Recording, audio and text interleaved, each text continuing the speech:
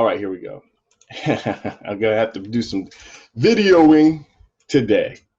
All right, people. So anyway, hope everybody is watching today. And so basically, this is Mom and Dad Talks. And first of all, I want to say Dave, my mom and dad are on here with us. And the civil rights movement a long time ago was started really because of the killing of a young man named Emmett Till. And if you ever have a chance to go to the Black History Museum, it's something. When you see his face in the grave and everything like that, and that's where my parents, grew up in. And then we see what's happening today. We see people upset and angry. We see the thing of Amy Cooper here. We see people just looting. We don't condone or at all any of that kind of stuff here. There's a peaceful way of protesting. It isn't in the Constitution talking about peaceful protest. I mean, even the Iran former president is quoting Tupac over George Floyd's death. The Amish are standing up, just saying, let's stop killing people here. I mean, against violence. It's amazing. Even police officers across the U.S.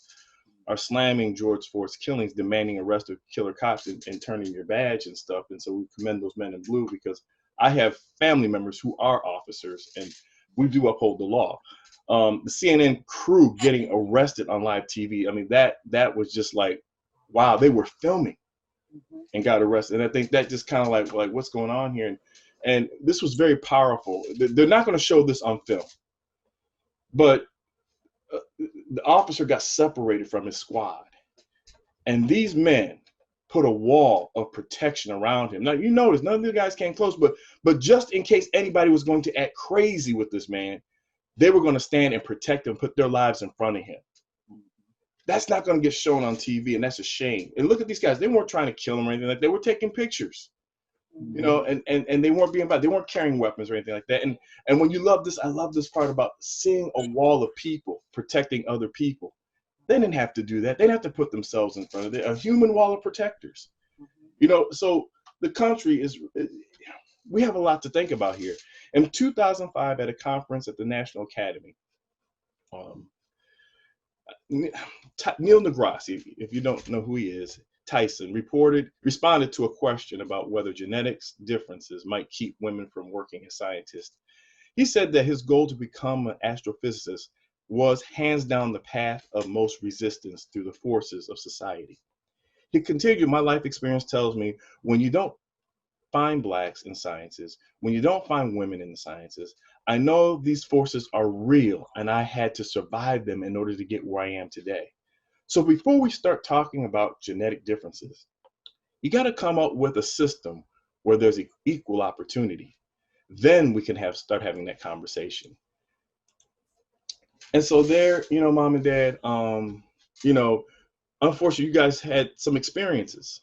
Dad, I want to talk with you about, when you were, your best principal had a wonderful story of your favorite principal about when he fought in World War II, remember? And he was a tank commander. And I want people to understand this, because this is a little history that doesn't get talked about, and it's a shame. But tell that story, Dad. The very best principal I had, I'll just tell his first name. His name was Gus. He was a good man.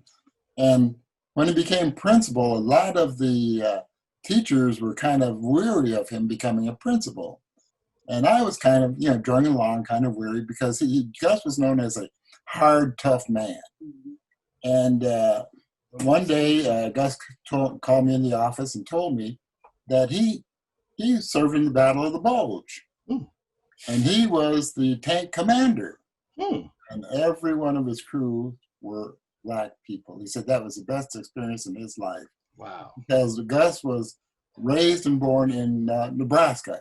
He knew nothing at all about Black people. He, like you said, he never saw a Black person until he entered the Army.